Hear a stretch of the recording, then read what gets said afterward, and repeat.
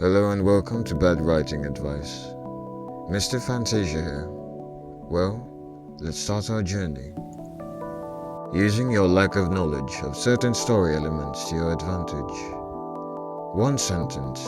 If you don't know the details, it's as mysterious to the readers as it is to you. Mystery is captured best when you have the curiosity of the readers and yourself. Expressing your curiosity through the story is a good way to build up the mystery. In hindsight, you are essentially in the eyes of the characters. When you see it through them, you become part of the world, connected to their views and equally clueless to their questions. Just make sure you know what awaits the end. It's what makes mysteries work so well. They offer the grandest of conclusions when done well. Remember, there is no singular, correct way when it comes to writing. Expand on your themes. It's easy to get lost in what we want to write about. The intrigue that surrounds having more than one topic is daunting not to consider. A variety of themes that add interest and, in exchange, adds a sense of realism. The second layer of world building.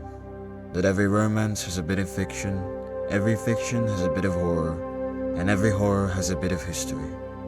It's a natural process of having a well-versed world. Characters defined by their human behavior. They define what we follow, whether it's through their narrative or their actions. Characters are one of the primary ways we express ourselves through writing.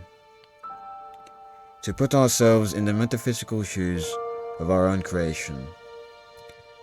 Psychology plays a big role in how we perceive the world. Our surroundings and everything we see can be labeled under psychology. It's an interpretation of our brain that we use to follow a certain path that leads us to the best results of our survival. To know how people would naturally or unnaturally act to a certain scenario, the fictional realm is often a reflection of reality. And how we act in reality is not that far off from the exaggerated actions we find in storytelling.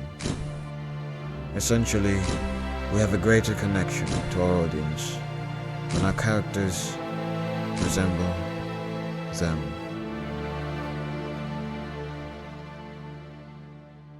Having a goal in mind. What are we trying to teach? Is it a reference to our past? A mirrored image of ourselves? A lesson to the next generation? A redefining action to spread awareness over something? Regardless of our goal, sticking to what we wish to accomplish is one of the best ways to not stray away from what we want to point out. Though it is not linear, we will always have multiple paths leading to one end. Lastly, enjoy. Sometimes we worry too much about the cohesiveness, the structure of a story, that we forget to express ourselves. And while we may better express ourselves in studying the ideologies that make up a story, sometimes the lack of clarity is what makes a piece so much more.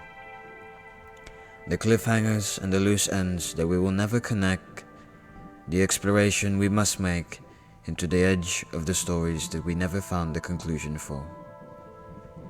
There is no singular way to write something, and with that mindset may you find the best way to write your own world.